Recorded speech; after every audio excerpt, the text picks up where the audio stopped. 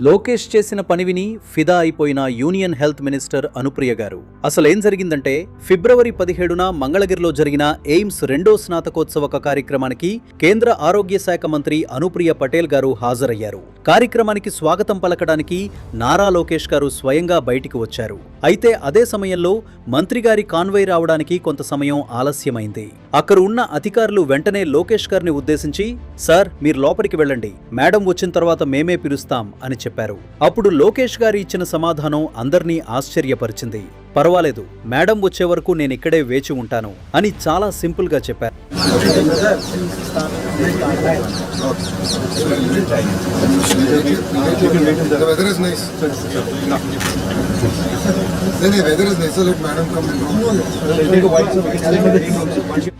పదవి పెద్దదైనా బాధ్యతలు ఎక్కువైనా అతిథిని గౌరవించడంలో మాత్రం ఎలాంటి రాజీ లేదు అని ఆయన చూపించారు. ఆ సింప్లిసిటీ చూసి అక్కడ ఉన్న అధికారులు కూడా ఆశ్చర్యపోయారు. కొద్దిసేపటికి మంత్రిగారి కాన్వేయ్ అక్కడికి చేరుకుంది. లోకేష్ గారు స్వయంగా స్వాగతం పలికి గౌరవంగా లోపలికి తీసుకెళ్లారు.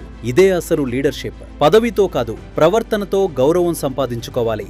గౌరవం కోరుకోవడం వల్ల రాదు, ఇవ్వడం వల్ల వస్తుంది.